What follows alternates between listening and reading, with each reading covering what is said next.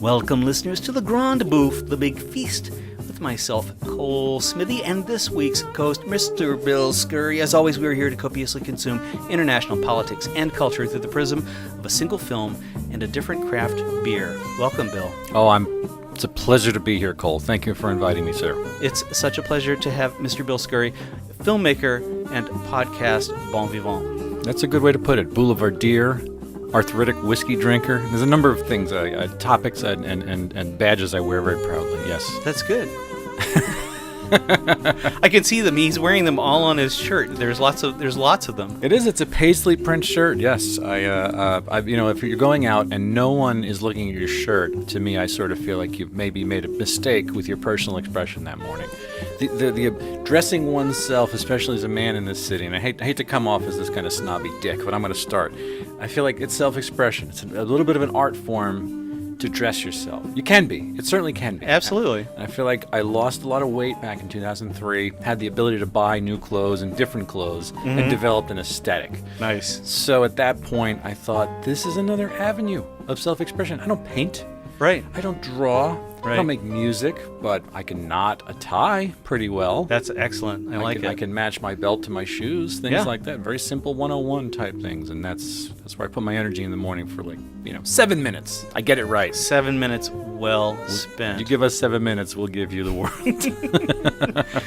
So we agreed on Ken Russell's Whore. Yes. Which I'm really excited about for a number of reasons. I saw this movie when it came out in 91, and it was everything I could do to keep myself in the chair during the first 10 minutes. I just wanted to walk out. I was so disgusted, and I think we're going to have a fun time talking about how culture has changed much since 91. I recently watched Eyes Wide Shut, and I had a similar feeling about Eyes Wide Shut, where it's so provincial, and I feel like this movie comes across. It was very shocking in 91, and it's a sexploitation exploitation movie, I would say. It's based on a play. It comes across as being very theatrical. And of course, it's Teresa Russell, who I don't think is related to Ken Russell, although it's a coincidence. Okay, just total coincidence. So open up our can of worms for us over I should bring up the beer. Over this beautiful beer that we're drinking, I thought that Stone's Arrogant Bastard might be an appropriate expression of craft beer for this movie, because that's nice. There are a lot of arrogant bastards in this movie. Yeah, it's delicious. This is one of my favorite ones. Cabin Fever. Mm-hmm. Eli Roth's, I think it was his first horror movie. One of his first. Yeah. Maybe it was an actual first. Prominently featured Arrogant Bastard in that movie. So it's got, of course, the Arrogant Bastard demon on it, and it says, "You're not worthy." And I think it's probably around an 8%er ABV. It's a strong one. It sits on the tongue. It has a very nice flavor to it. 7.2. Oh, it's delicious. Almost like a cup of coffee. That same kind of heavy feeling. Yeah, it's got a little bitterness to it. I like the bitterness to it. Some people don't know how to handle it, but with a whiskey, not so much. With a beer, it's perfect. That's exactly the kind of Susan of bitterness you definitely want to that. And they've opened a brewery in Richmond, Virginia, my hometown. Your hometown. Which has made quite a splash, and so Richmond has turned into this craft beer destination now. Every time I drove, because I lived in Carolina for a couple of years at the late 90s, I was in Durham, and so I did that commute back and forth from Suffolk County here on Long Island down to Richmond, and I remember, I guess at 95, past, right past 95, you take that, I think it's 78, where it starts to peel through, when you go to the Carolina border. You're going through Richmond, I think it was the R.J. Reynolds Company, had the box of cigarettes, am I mistaken? It's almost like a cascading smokes. And I remember I knew where I was if I saw that building appear on the side of the highway every time. You go. That was my register of Richmond, Virginia. There you go. Yeah, Reynolds Metals is a big company, I think still going strong out of Richmond. Mm-hmm. All right, so Whore. It's controversial already. Mm-hmm. Your movie's called Whore. Yeah. I mean, if we're going to go back and... It's a derogatory term. It is a derogatory term. Or I guess some people own it. I don't know. Maybe it's a derogatory... Yeah, I'm sure it's a derogatory I think now everyone's a sex worker. Yeah, okay, yes. I will go with you on that one. That's absolutely true. Don't you have to engage, I feel like, in a little bit of... deflation. The way, for instance, you would say, how much was $10 worth in 1938? Or you could buy Jacks and a pack of gum for a nickel back in back in 41.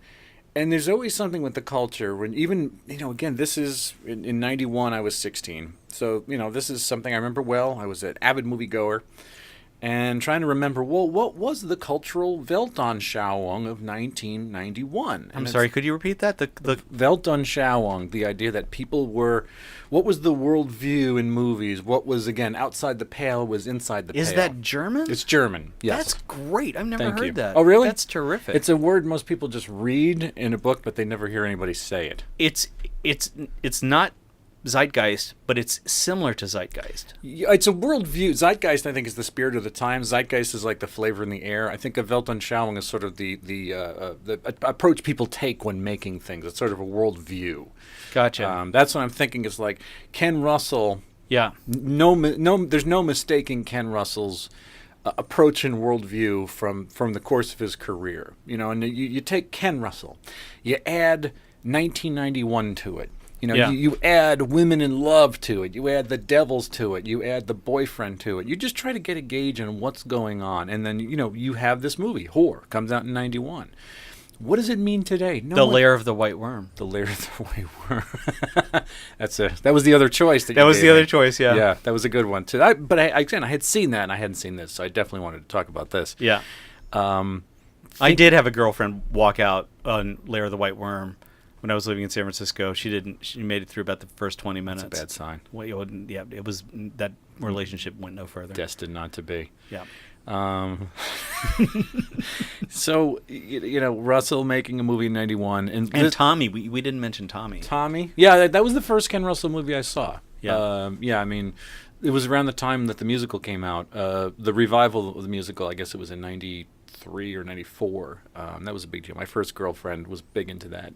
We had heard Tommy ad infinitum because my parents played it, but I think when I was in college, people were just understanding there was this thing called music and a band called The Who and a man named Daltrey all for the first time, and that's fine. That's what you do when you go to college. Mm-hmm. But this movie was a response to Pretty Woman, as if it was a corrective to the saccharine thing of Gary Marshall. Mm-hmm. Just weird that, of all people, Ken Russell would assign himself the duty of correcting Gary Marshall's footprint in the culture. Do you think that's what happened? My research just cursorily said that he had that in mind. That's so interesting. There was some idea. And in some of the interviews I saw with Teresa Russell, she said... And she was on Letterman talking about this. It's on YouTube. You can take a look at this. And there's great. Believe it or not, there's not a ton of back. I mean, this is just one of those great people that it's like, where the hell is she? Yeah. So she's and not to be confused with Kathleen Turner, right? Who I always, for some reason, I have this blind spot between Teresa Russell and Kathleen Turner, where I mesh them together. Serial mom. Interesting. Kathleen Turner always reminded me like a Jenna Rollins type. There's something breathy and deep-voiced and husky. Yeah. If anything, Teresa Russell always just twisted herself around Deborah Kara Unger, if you know that. And it's like those two actors were like... And you could even think for a little bit of Kim Cattrall in there, too. Right. It's like that's like three actors, one spot. I mean, I'm not impugning any of them. Kim Cattrall, Porky's, split second with Rutger Hauer. She was fucking incredible. Big Trouble Little China. Porky's was great. Yeah. So Ken Russell was making a corrective. The mad genius, Ken Russell. We just got to put it out there. This mad British genius. Yeah. Altered States, which I recently watched again, and I saw it when I was working in San Diego. I was never seen it. Yeah. Working at the campus drive-in, a block from my apartment, and saw Altered States many times. But this movie, it has this layer of artificialness that acts as this buffer. A lot of it, most of the movie really, is Teresa Russell just monologuing. Mm-hmm. The movie's almost one long monologue. All right. And correct me if I'm wrong, but that is not a Russell hallmark. That is something that is that's a staple to this movie, but it doesn't really exist in the rest of his oeuvre. Correct. Yeah.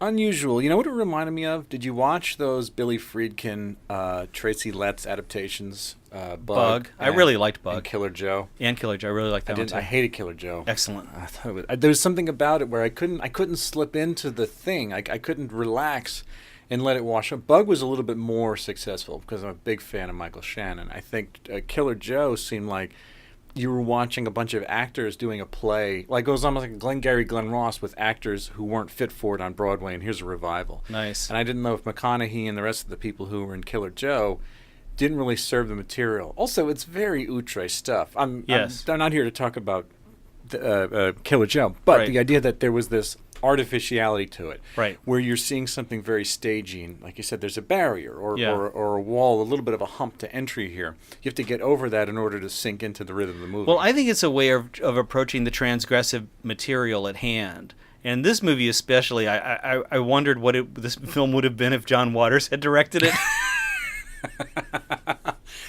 Because I really felt like, it just needs to get pushed. It's there, but I think John Waters could have done. In fact, he could still do it. I think it'd be great if John Waters did a modern update on horror, and he would call it Sex Worker.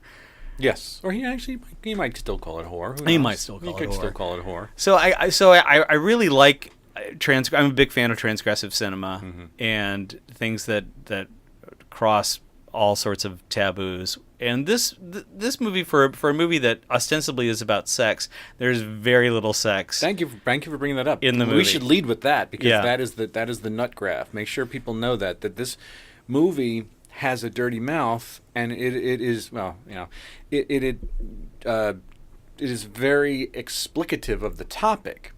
But I mean, the imagery is kind of chaste. Very chaste. Even for $91, it was like, where did that come from? Yeah. Was there some Catholic League thing? Like, who got up on their shit about this that they decided to make a big deal out of it and make it seem like Ken Russell's, setting a blowtorch to taboo? Because I feel like there's... Was it NC-17? Yeah. Wow. Based on what, Cole? I will ask you. What happened? Because is it the topicality? Well, here's what it is that the ratings board were just having a field day back then. Yeah. You're still coming off of the Tipper Gore... record labeling. All that stuff. And so it was... Two Live Crew. All of that stuff. Yeah. It was really just a hot time where, somebody just saying something, talking dirty was enough for people to lose their shit. Some kind of Bob Dole morality going on, or some middle American thing. The last holdover of Reagan-era values was before Bill Clinton gets in and we sort of begin to... Not that everything turned around, but... There was definitely a loosening of the sphincter after that, for sure. And this movie may have been that Poppy Bush era thing, like a zeitgeist, if you will, of thinking we're easily scandalized. And you had people who were pushing against the boundaries and people who were trying to push back. And I guess the MPAA made this one of their things to dig in their heels on, which seems ridiculous now. Yeah, but it's interesting that it's Ken Russell, this British filmmaker who has made his career on just doing outrageous versions of all sorts of classics. He did classical stories, and in this one, I'm glad that you pointed out that he did it as a response to Pretty Woman, because at least then you see what he's working against. Right. And I think when you understand that about this movie, it's more approachable. But I have to say that I think Teresa Russell is awful. There's moments in this movie where I just think she's terrible. I just think her acting is so just not good. No bueno. Like, we got to get a retake. Come on. I started off, the very first scene is her pedaling her ass. I guess it's in that tunnel just north of the city, somewhere in Los Angeles. Yeah. And she meets Antonio Fargas, and she has this completely hyperbolic conversation with a guy who says he wants to have anal sex with her, and she pushes back at him, and it's putting its checklist out really early in the movie to let you know what kind of product you're getting. Yes. And I did have the same feeling that you did. It's like, God damn, who's like, can we get a retake? But then something funny happened. I feel like I got swept into it, and I began to see maybe what Teresa Russell and Ken Russell were going for. And I mean, I'll tell you, I agree. Look, I'm a heterosexual man, and she is beautiful. She is pulchritudinous in a way that they used to make actors, where she is not willowy. She has some, I saw she's blonde, and she has these sort of almond eyes, and her pupils are gorgeous, and she's curvy as hell, and and she's got these long legs that go on. To have her as the person telling the story, I mean, first of all, she doesn't look like a prostitute or a sex worker. No. It's preposterous. Any more than Julia Roberts did, or Laura San Giacomo back in Pretty Woman. Whatever the state of the art for a sex worker was, she's pretty much what the filmed version of a sex worker was. Right. Having a really pretty person tell you these things and essentially whisper dirty things into your ear for an hour and a half. Yeah. I'm not made of steel. You can punch through to my heart pretty quickly. Yeah. And I think I got lulled into what they were trying to do, the artificiality of it, and I would say the falseness of her performance, the things that seem less than genuine. I don't know if you noticed this, but I took a note here. She has this thing, this very actorly take she does. It's a little bit of a huff. It's a cross between a teenager's exasperation and a little bit of that, an adult person's over it feeling, where she would, and it appears. I could have made a supercut of about 85 times when it appeared. Yeah, and it winds up. Any other director or a script continuity specialist would have come in there and said, "It's like, well, what we need to do is wash that out of you a little bit. That's a crutch that you're using as a performer, but it doesn't ring as real. Yeah. It's the kind of thing that an acting coach would say."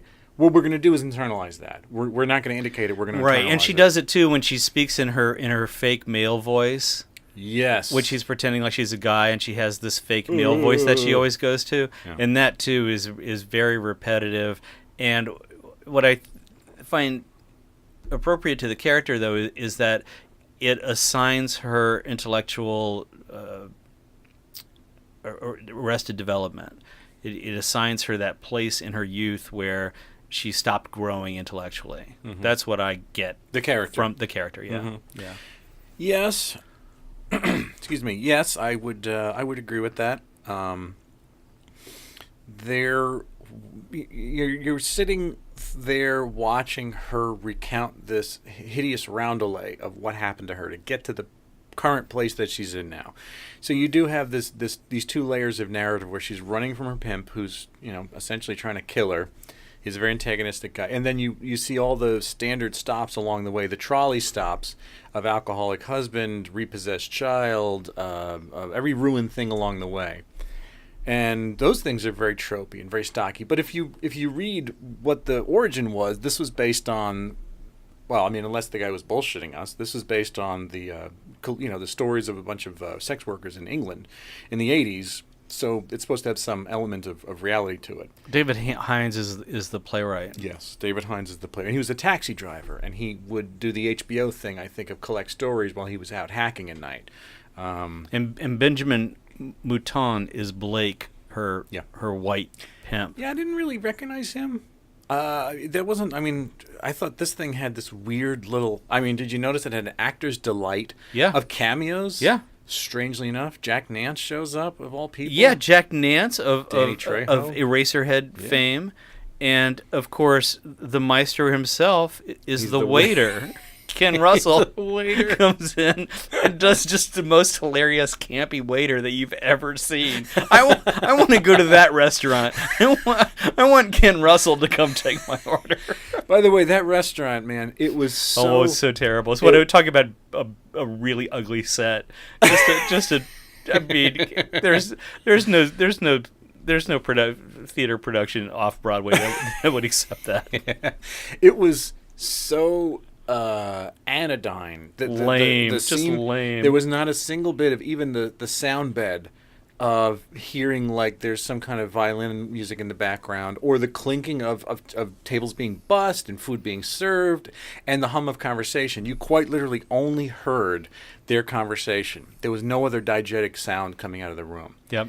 We could chalk this up to Ken Russell. This budget was famously minuscule. It must have been. He had nothing to work with. In fact, Ken Russell ran the camera on this movie. He's credited under the name Alf Russell. Oh wow! So he had to run. He wasn't the shooter. I mean, he wasn't the DP, but he ran his own camera. I think to save money. Elizabeth Moorhead, by the way, of Bewitched fame, one of the cameos. Yeah, no, that wasn't. No, it's I think her daughter or It's no. You're thinking of Agnes Moorehead was in Bewitched, right? Okay. This was I'm confused. Okay. No, this was Elizabeth Moorhead of Seinfeld fame. Oh, right. She was right. in the Pez dispenser episode, apparently. Gotcha. Yeah. Gotcha. And Ginger Lynn, who really was a porn star. I mean, and not Ginger Lynn was busy back then. Ginger Lynn was making all sorts of weird exploitation movies too. Behind the Green Door 4. Yeah, but I mean, she showed up in a lot of I want to say slasher movies. She had that moment where she was doing, I want to say not Trauma, but maybe New World or Full Moon Studios kind of movies. She was doing some stuff like that.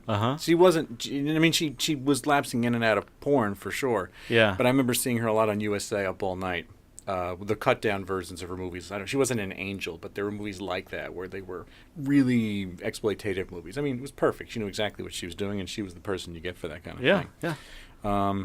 You know, in terms of cameo, the one that really got me is the first John she gets in the car with. It's like there's almost this big hearse, this big black Cadillac with full tint. Oh, yeah.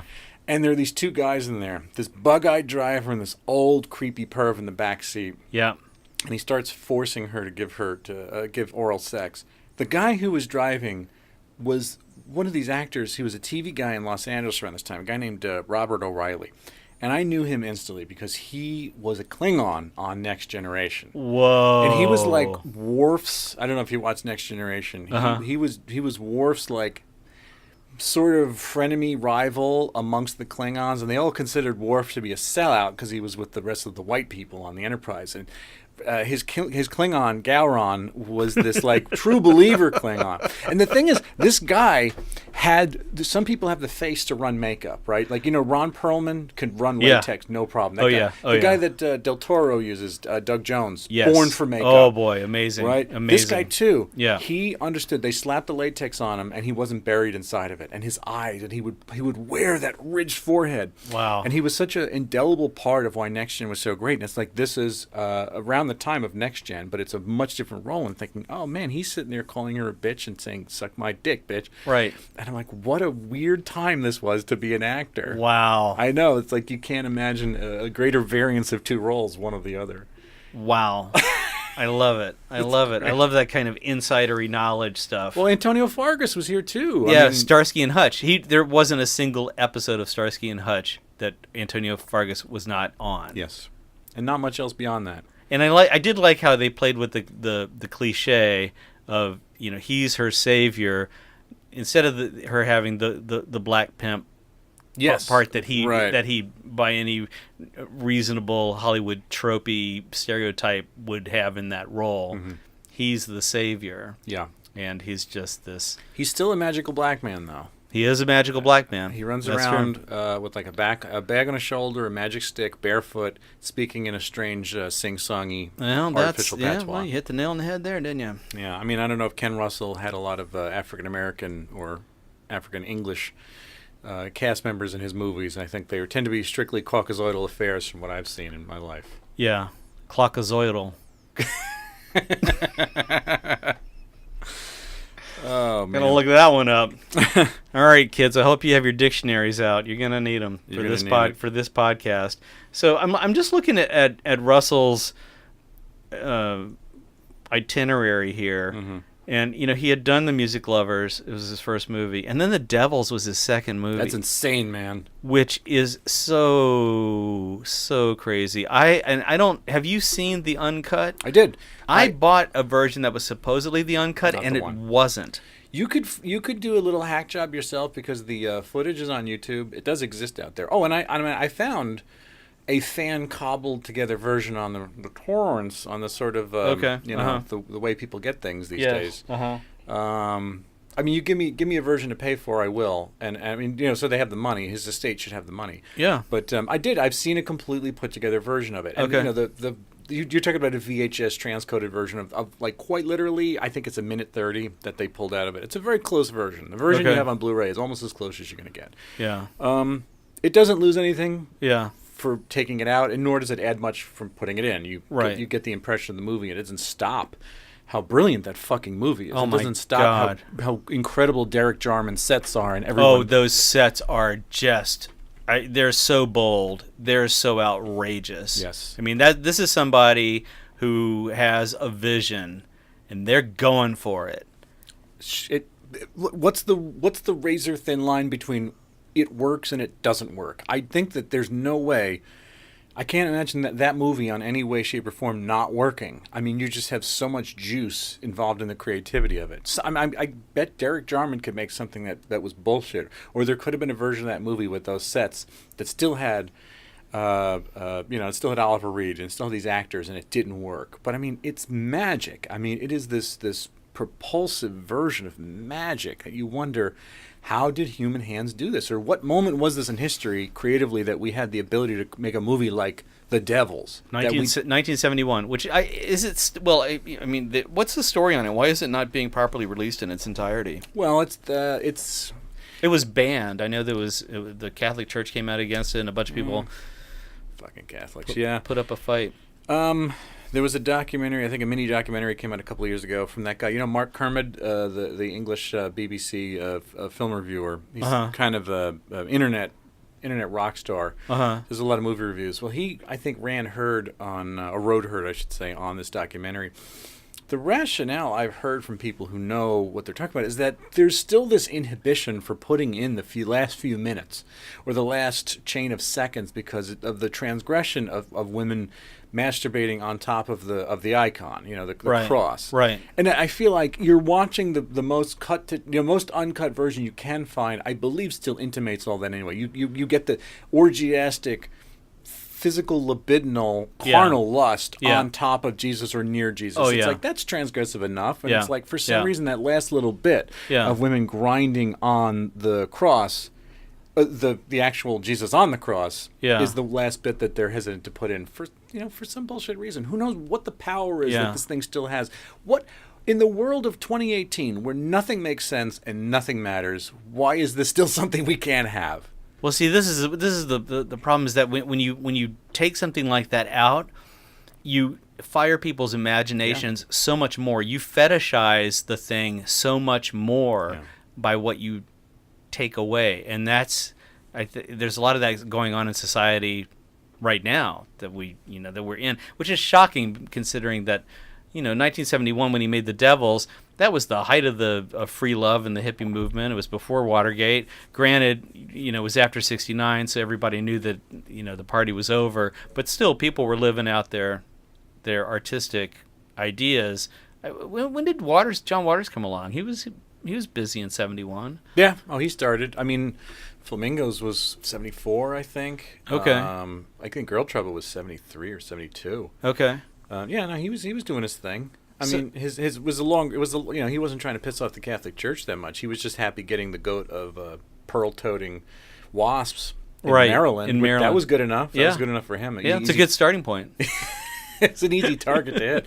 Oh, when did Pasolini make Sallow? What year was that? Was that 70? I think that was 74. I could be wrong. It was his last movie. Yeah, I mean, but talk about people like shooting for white whales.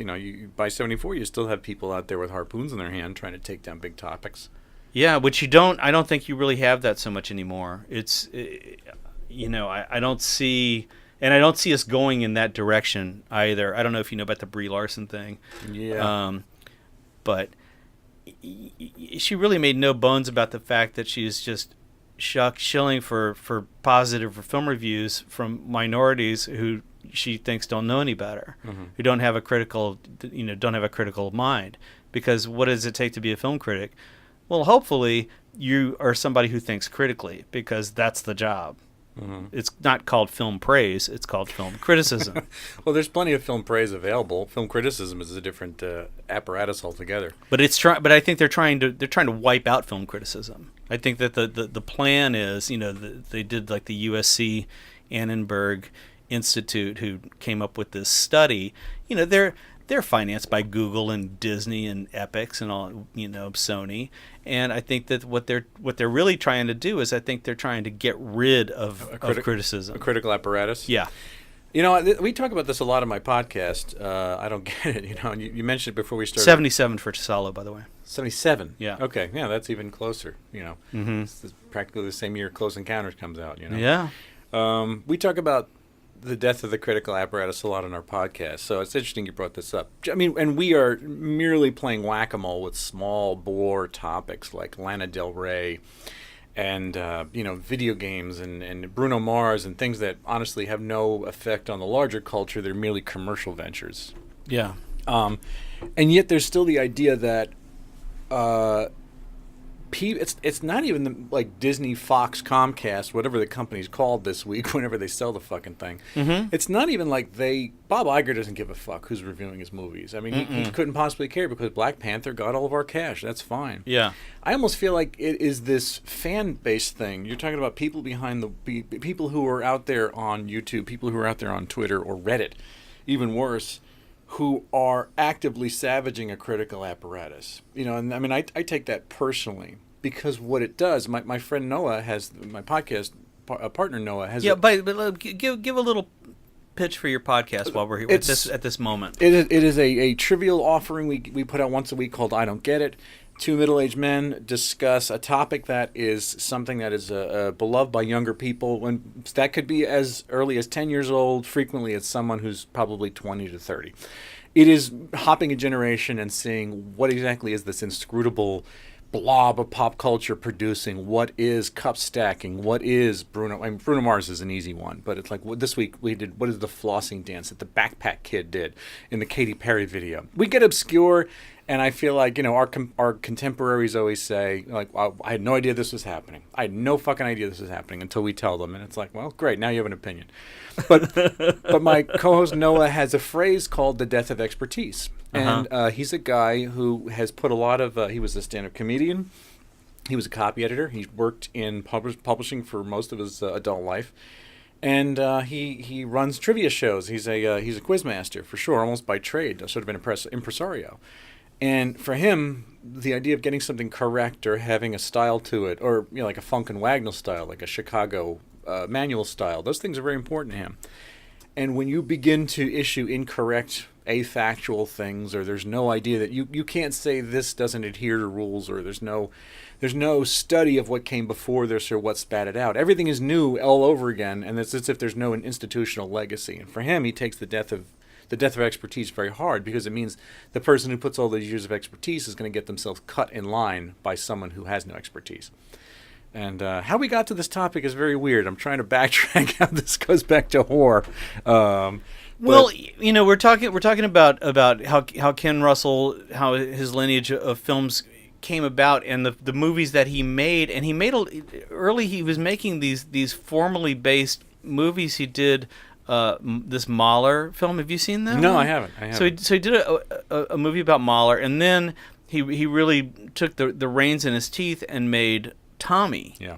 Which was, of course, the first rock opera by The Who, and Anne Margaret, who Tina Turner, Oliver Reed. There you go. The whole deal, the whole schmear. And it and people would talk about the beans coming out of the television set onto Anne Margaret, and you really don't need to take any drugs when you see this movie. And if you do, was how it was intended as well.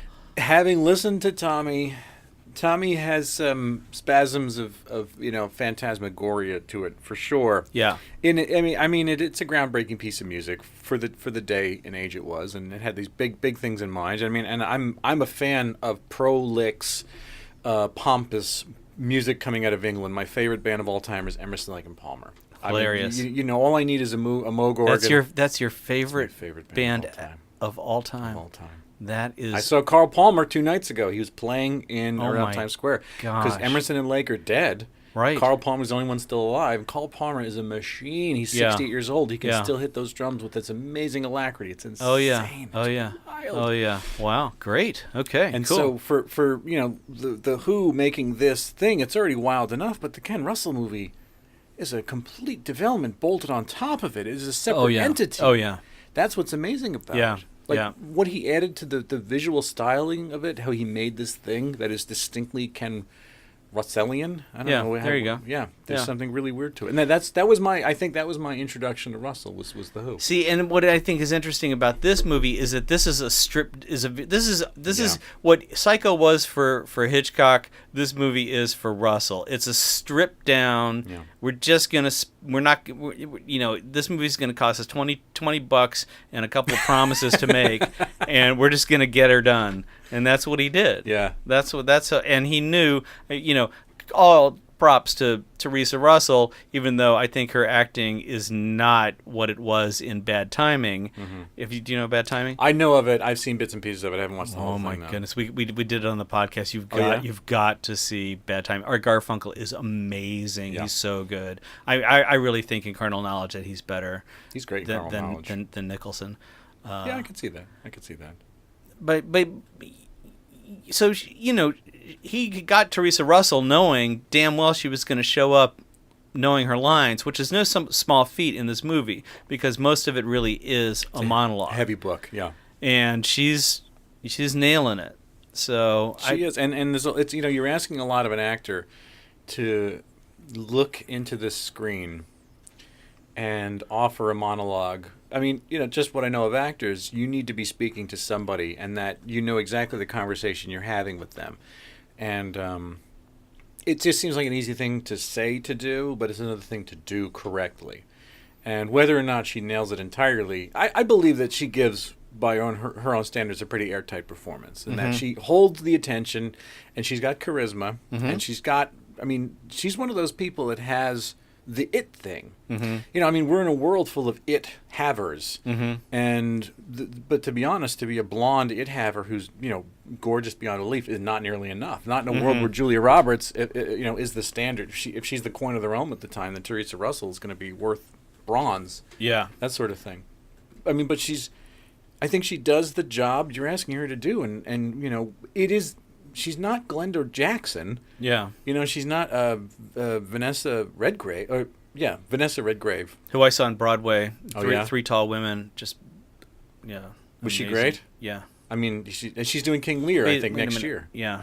Glenda Jackson. Glenda Jackson. Yeah. Glenda Jackson. Yeah. Glenda Jackson. Amazing. But, I mean, he had the run of actresses out of the UK. In fact, he was instrumental, I'm sure, to helping make their reputations at the beginning. Yeah. You talk about a hungry guy, probably in his early 30s, coming out of whatever, I don't know where the hell his origin was, where he hopped over into movies and decided with this head of steam, I'm going to make these films. And and you have to talk about Ken Russell in the context of Stanley Kubrick, because even though Kubrick was an American making films in England, he was the fact that he made A Clockwork Orange, I would say The Devils is about the closest that you can get to that level of bizarre sociological stylized cinema. I weigh The Devil's heavier than Clockwork. I love Clockwork. Yeah. I mean, the first of all, I think that there's something I agree with you. Okay. I mean, I'm not, No, I agree with you about I'm not pushing that ball. First of all, no one's seen The Devils, so, I mean, other than people like you and me, you're far more likely to hit someone who's seen Clockwork. Yeah. I mean, The Devils, when I was watching it, I got angry. I got horrified. I felt like this is exactly speaking to the current thing that we're in right now. There's so much of it. Again, as a person who was born into the Catholic Church and as an atheist and all that, I just feel like there's so much of this. There's so much of what it's saying that is timeless, and maybe the message went underground and it means something anew now. To watch The Devils after 40 years or so, 45 years, maybe longer than that. I like what it had on its mind textually, in addition to how beautiful it is and how incredible and how brawny all the performances are. Ken Russell as a young man doing I guess you had to be a young man. But then where the hell does the inspiration for that come from? If you're coming out of the 60s, no one's done something like that before. Maybe you're influenced by musicals, maybe you're influenced by Powell and Pressburger, maybe you're influenced by David Lean. I don't know where the hell it comes from. But maybe it's all those things or maybe it's none of those things. And it's just it's a beautiful movie to come out with. And I mean, I think it's perfect that you pointed out how this is like the unplugged acoustic set to some degree, and that it is so spare. It lacks just about any filmmaking chicanery. There is a very straightforward linear narrative. The photographer was this guy named Amir Makri, who, believe it or not, the guy who shot this movie for him is the guy who shoots the movies for Zack Snyder and Michael Bay now. This guy did Man of Steel, and he did Transformers like Age of Extinction. Wow. Can you believe that? No. I cannot. I mean, I think this is his first gig. Yeah. I mean, you start somewhere. You got to start somewhere. You start focus pulling somewhere. I mean, Yeah. this guy came out of TV, but it's like, okay, you begin here, and all of a sudden you're running Optimus Prime somewhere else decades later down the line for all the money in China. So, I mean, you don't see any of that. This doesn't have wonderful, lush photography. It has the sort of perverts sense, that particular Ken Russell thing, that pervert's ideal. I mean, to go back to the very beginning of what you're saying, I start watching the movie, I'm like, all right, I know there's something lurid. There's something exploitative about this. There's something that's, you want to hear a woman talk about anal sex. You want to hear a woman talk about blood. I mean, if you're Ken Russell, that's how you're breaking down the barriers. That's how you're throwing the stuff out there and saying, I'm trying really hard to be outre. There's still some taboos in the culture, and let's have a woman talk frankly about all these perverse sex acts that are, in the day and age, they're perverse sex acts that are bordering on pornographic. You don't ever show them. And you don't even show nudity for the most part. Like, her body remains covered. She's wearing revealing clothing, but it's like you saw like one nipple of hers. That's about it. Yeah. For a very small period of time. Yeah, yeah. And, Russell is trying to titillate the audience at the same time as he's trying to scandalize them a little bit, as well as give some kind of humanity or dignity to sex workers. I really do feel like there is a humanizing component to it, which is what he was asking Teresa Russell to do. So, I'm looking at his movies, and I would put this movie in a similar category with Crimes of Passion, which I've never seen. I have to admit, ignorance. So, Crimes of Passion, that's Kathleen Turner. Maybe that's where I got the Kathleen Turner. Oh, see, now I understand. Makes perfect sense. Now I understand my own logic. It's funny how you can not understand your own logic. And that has so Kathleen Turner is the sex worker, and Anthony Perkins is the perverted priest or minister who comes to her. Right. And it sounds like you're describing a Ken Russell movie. I know it does. and it's filled with all of that Paul Schrader hardcore imagery.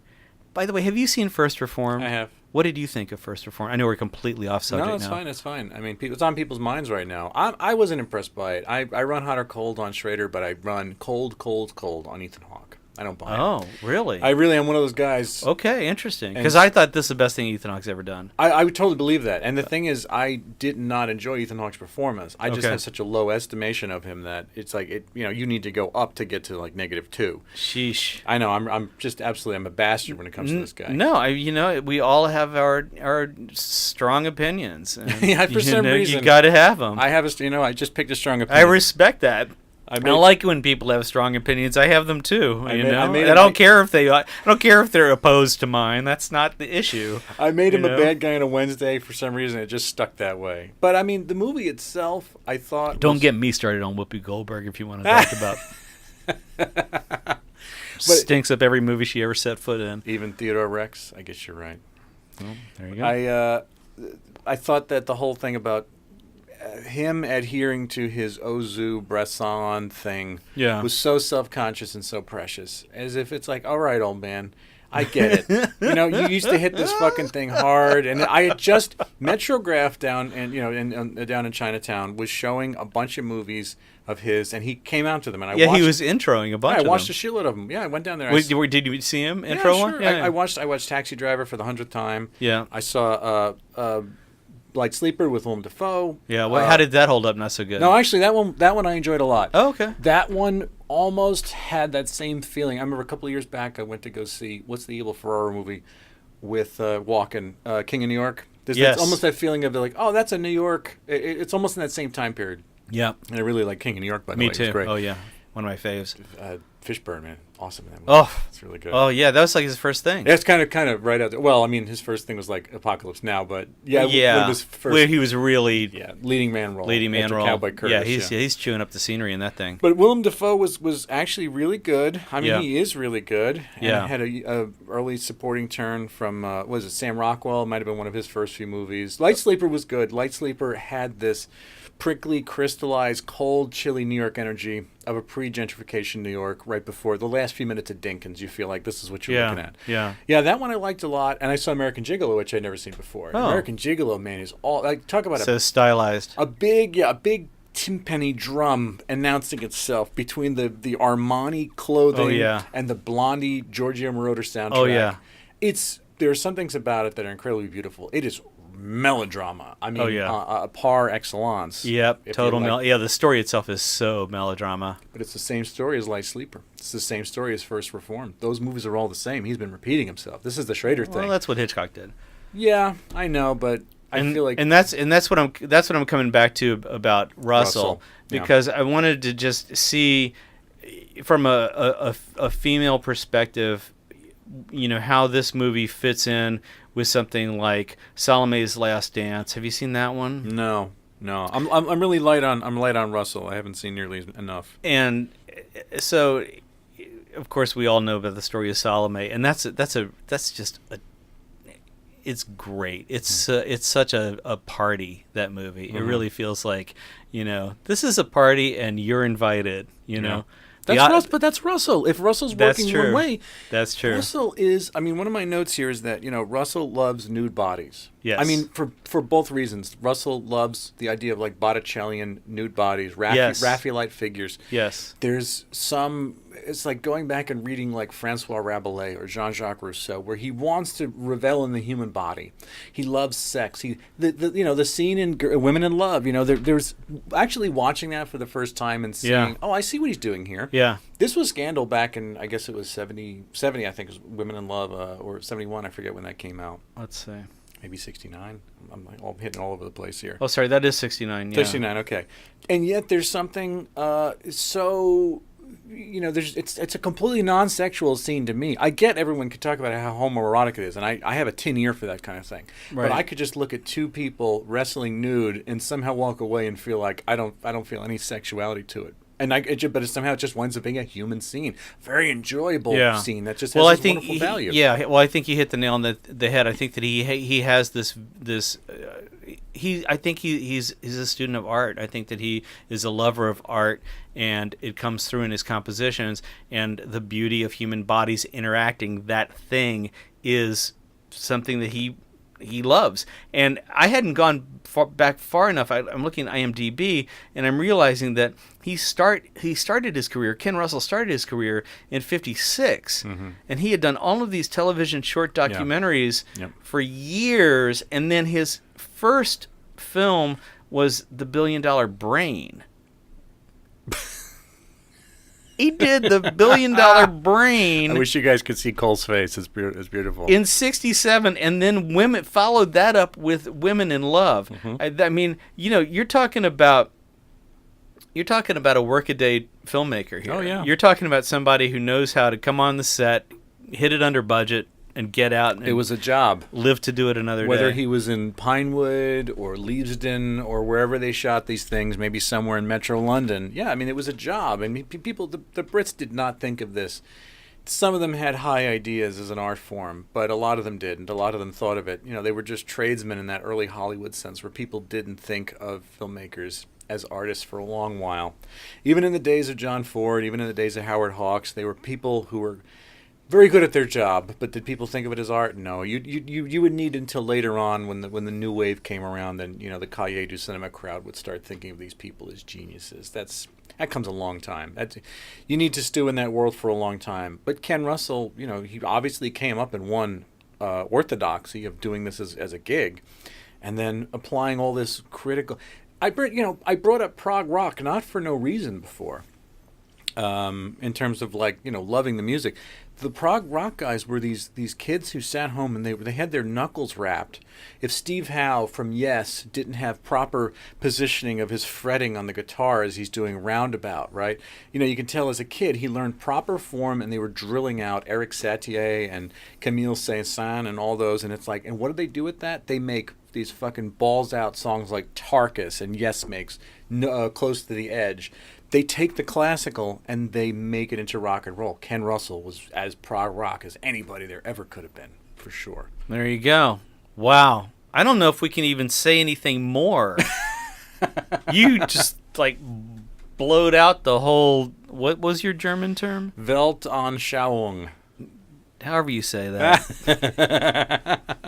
Ladies and gentlemen, Mr. Bill Scurry. Thank you. I think we're going to have you back on the program at some point. $1 Billion Brain, by the way, Michael Caine, 1967 film. A former British spy stumbles into a plot to overthrow communism with the help of a supercomputer, but who is working for whom? All right, the last thing I want to say about horror is just that I think that Ken Russell is a lover of humanity, and I think that what he's doing with this movie, his transgressive pushing forward of the social ball down the field of humanity and time, is that he was giving voice to this very neglected part of humanity, and trying to give this woman a voice. Granted, it's through a playwright, but I think that was what he's doing here, and I think you do get that. For as artificial as her performance, Teresa Russell's performance is, you get the humanity of her character. She's somebody who she had her child taken away from her. Her pimp takes 100% of her profit. So she's somebody who's living by her wits. Her body is a sale. And her quite body literally, yeah. For no reason at all, other than the confused state that society has put her in. That's a great way to put it, man. Yeah. And it's painful as fuck. And the shit that she has to endure and go through, or the brutality and the dangers that she has to endure, are real. And it's the kind of shit that people don't want to look at, they don't want to know about, they don't want to face, and yet for anybody, it's close. It's closer than you know, or than you believe, or than you think to your own existence. I like that. Yeah. One of my notes was exactly about, Ken Russell the humanist, Ken Russell the dignifier, Ken Russell the man who is giving this sense of humanity to somebody. I mean, and it is a dispossessed, the word whore, whether it's used ironically here or if it's used as like a reclamation, there is that sense of, this is a person who knows the rules of the game in and out. You're going to hear every single bit of it, and it's going to make you as uncomfortable to hear as it is for her to live through every invasion, every perpetration of invasion into her flesh, that sort of thing. I think that's a great way to put it. I mean, and maybe with the movie has an old man doing it with a low budget, and maybe he was a little addled, and maybe he's not shooting in England, maybe he's shooting in Los Angeles, which everything changes the. You wind up having a gel lens put on top of the camera every time that makes it a little more fuzzier of an image. That maybe is what you could chalk it up. Maybe if he does this movie 15 years earlier, maybe he does it in 1982, it winds up being a different movie. Maybe then again, if you did that, maybe it winds up ratcheting up the prurience. Maybe it winds up being more lurid and lascivious and less, trying to make you feel bad for having an erection, something like that. I mean, well, here's what I want to know. Where's the next Ken Russell? Because I don't need to hear about Nolan again. I mean, when that guy learns how to fucking make a movie, let me know. But in the meantime, I want to hear from people that really do know how to make movies, and really how to take chances, and really push boundaries, and really say something. And I don't care if it's not perfect. This movie is probably a B-. If I was going to, write a review of this movie and give it a grade, I might give it the same grade that I initially gave Lady Bird, which should have been a D-. But that doesn't mean that it's not a really valuable movie, because I'd like to point out that the distance between B- and A+ is the same as it is between B- and D. That's true. Yeah, I like thinking about that. No, that's a great topic. I think I wanted to ask you who they were. Who were the guys, or I say guys, I mean, who are the people who are getting closer to that same level of filmmaking? And I realize that I don't think anybody's going to hit that kind of classical bent where they're going to use Mahler to score their movies, or they're going to be inspired by Benjamin Britten the way Ken Russell would have. But in terms of people who are either taking formal license to do such things, or they're really interested in the lives of humans in various versions of extremists. You know, I was thinking on the way over here about that guy Jeremy Saulnier who made Murder Party, Green Room, and Blue Ruin. He makes these incredibly... They're gothic southern noirs. They're a little different, and yet I kind of feel like... Well, what about the guy who did... oh, come on, Black Snake Moan? Oh, Craig Brewer. Craig Brewer. That guy's got it in him. Yeah. There's something. There's a formalism that is, I think, similar. And I mean, he made Black Hustle and Flow. Hustle and Flow. That's what I was going to say. And I think he got co-opted into TV after that. I think that's what happened. Yeah, he got co-opted, but he's got that in him. He does, but you would need to get him back on a track to. Like to a guy like that, why would you say it's like, hey, if Starz is going to give you 12 hours? Well, he's got to pull a John Sayles. He's got to make his money and then write his own scripts on his own time and go make his movies. John Sayles, by the way, great example. John Sayles does a lot of that. You know, he will portray the mortifying of the flesh, and no characters ever to me feel... in the last year, I've kind of become something of a micro sales expert just because I did a big episode of our mutual friend James Hancock's podcast. The Wrong Real Podcast. Podcast. We all love it. But I feel like Sayles is a guy who, I mean, has been invested in this since he came out with Secaucus 7, back in 79. Oh, yeah. And he's a man who has never lost track of what those people are like. He's not having people eat their own feces like in Sallow, for instance. He's not getting that quite far with it, but there's a lot of discomfort, but it's discomfort that is close to home. I mean, I was going to say, John Sayles is kind of living a Bruce Springsteen text of a video from like the Born in the USA album. Yeah. And he's Lone Star is one of my favorite movies. Lone Star is incredible. Lone Star is a amazing masterpiece. Lone Star it is. It is. I mean, I think Matewan is great as well. There's Matewan's an absolute masterpiece, no question. Something about between, you split the difference between Brother from Another Planet, Matewan, Lone Star. I mean, even, Sayles hit a movie out of the park just a few years ago called Amigo, which he filmed in the Philippines, and it's about the Philippine-American War. I was like, nuts, I can't believe this guy still has a fastball at the age he's at. He, too, give him the money, he would be able to make some magic, but much like Ken Russell, he rolled his snake eyes, and it's like just people weren't willing to give him the kind of cash he needed because he wasn't reliable enough. I guess to return the investment. Not reliable as a filmmaker, but he wasn't going to produce Transformers Dark of the Moon like his photographer did on this movie. Well, I hope that we've piqued our listeners' interest to watch horror. Sadly, it's not streaming anywhere right now, so you really have to just go and steal it like I did. Well, there you go. Sorry. Yeah, and or buy a DVD from however you do that. But I want to thank you all very much for listening. Please do Le Grande Bouffe, The Big Feast, a favor and just Google Cole Smithey Patreon and give us $5, $10, $20, whatever your account will manage per month, so that we can continue to make these delightful podcast episodes for you and have a different guest on every week. But of course, we will have returning guests, as I suspect Bill might be returning in the not too distant future. It's just 4 train stops away from me. I'm okay. I like it. It's a Manhattan thing. Don't get me started on the Alamo Draft House in Brooklyn. Do not get me started. Just don't go there. That's all I can tell you. Thank you all so much for listening. Please remember to turn your cell phones off when you're walking, driving, riding a bicycle, or watching a movie. Le Grande Bouffe, The Big Feast is a production of Smart New Media.